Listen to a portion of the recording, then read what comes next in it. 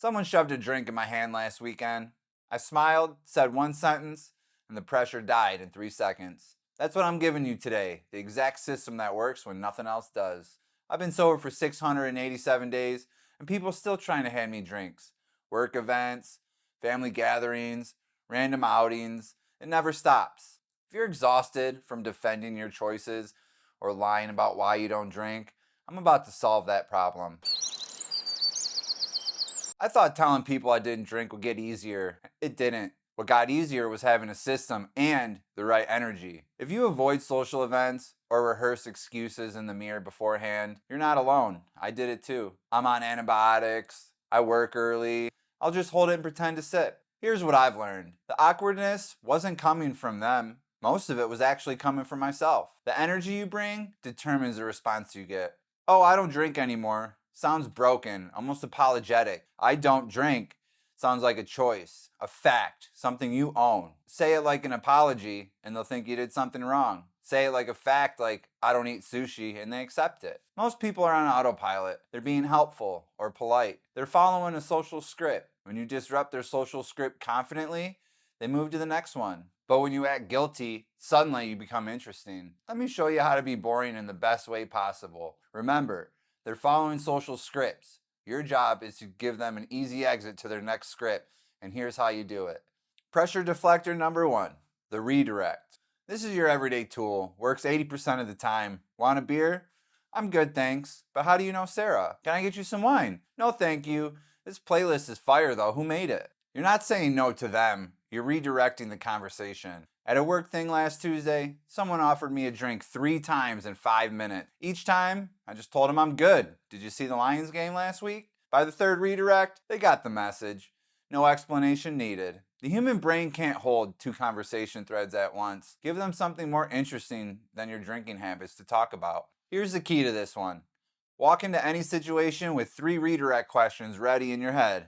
Could be about the weather, sports, how they know the host, what they do for work. Keep it simple. Pressure deflector number 2, the replacement. Instead of saying no to alcohol, say yes to something else. I'll take a Coke with lime. You got any Red Bull? Water would be perfect, thanks. 8 months sober at my union trip to Black Lake, room full of union blue collar workers. Guy at registration automatically handed me a beer. Old me would have panicked, held it to fit in, maybe even taken a sip. Instead, with confidence, I said, actually, I'll take one of those Gatorades. He grabbed it, handed it over, and we started complaining about the drive up. No questions asked, no weird looks. Here's the psychology behind this one. You're not the person refusing a drink. You're the person who chooses something different, and there's a big difference between the two. Something I discovered in early sobriety, a Coke with lime in a rock glass looks just like a cocktail. No one questions it. Pressure deflector number 3, the responsibility flip. I'm driving tonight. I'm the DD. Got an early morning. You go from the person who can't drink to the person who's being responsible. Works even if you Ubered. Works even if you're walking home. Nobody fact checks the designated driver. Come on, just one shot. Can't, dude. Sorry, driving 3 people home tonight. Oh man, thanks for being the DD. You went from weirdo to hero in less than 2 seconds. Last weekend, same person who called me no fun ended up texting me at 2 a.m. asking for a ride home from the bar. That's how quick energy can flip. You might be thinking, this all sounds great, but what about family dinners or at work events? Here's how to handle the most common situations. At bars, get there and order first. Walk up, can I get a Coke with lime? Bartenders don't care. They want orders. Have your drink before anyone else can offer you anything. At restaurants, I'll have an iced tea or water with lemon, please. If someone asks why no wine with dinner, I'm good with this, thanks. In a professional setting, people barely notice. At work events, the replacement method works best here. I'll take a coffee. Got any Red Bull? Corporate crowds are too worried about their own impressions to be worried about your drinking. And for family events, this is where it can get hard. 2 Thanksgivings sober, here's what I've learned to work. I'm driving. Simple as that. Even if you're not, families won't fact check. You avoid the whole intervention conversation. At my cousin's wedding last summer, I went through all 3 pressure deflectors with different relatives. Uncle Jim said it's a celebration. I told him I'm driving tonight. Cousin Sarah, just one with the toast. I'll toast with this Coke, thank you though. Random family friend, don't be boring.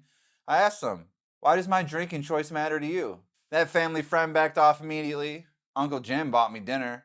And Cousin Sarah started asking about my sobriety journey. Everything I showed you works on normal people being social.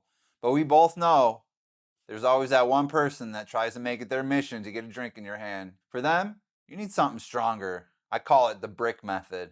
B stands for be clear.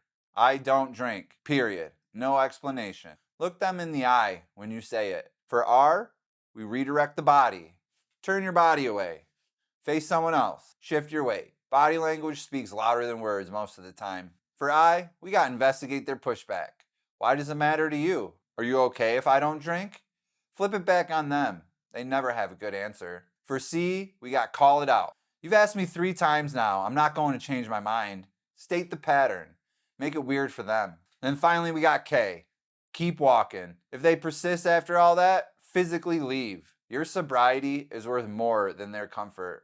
The beauty of this system, it makes the pusher do the explaining. Instead of you defending why you don't drink, they're justifying why they care so much. And here's the uncomfortable truth this method exposes. Anyone who can't respect I don't drink after multiple attempts tells you everything about their relationship with alcohol you need to know. Here's the reality of it all. 90% of people accept I don't drink without question. They might ask once, you redirect, all done. The remaining 10% who push, they're revealing more about themselves than they realize. When someone can't accept your choice not to drink, they're telling you exactly how they feel about their own drinking. Think about it. Why would someone care so much about what's in your glass? Why would your sobriety make them uncomfortable? Because your choice is holding up a mirror they don't want to look into. The people who respect your boundaries immediately, those are your people. The ones who push back, who make it weird, who can't let it go, they're showing you who they are, and you need to believe them. I've seen this pattern hundreds of times. The pusher always has their own relationship with alcohol they're not ready to examine. Your clarity makes their confusion obvious, and they don't like that. But that's not your problem to solve. Your job is to protect your choices, not manage their discomfort. Here's the next challenge. Next time someone offers you a drink, just say, I'm good, thanks. No excuse, no apology, no elaborate story. Watch what happens. I bet you, not much at all. If you got a party coming up and you're nervous, comment I got this, and I'll personally respond with some encouragement. If you want to practice some of these responses before your next event, comment what situation you're worried about, and I'll help you plan your approach. Because we're not people who can't drink, we're people who choose not to, and there's a big difference. And once you own that choice, these conversations stop being confrontations and start being filters for who belongs in your life. When you can handle these conversations with confidence, you stop avoiding the places and people you actually want to be around. You get your social life back, one tenacious tendency at a time.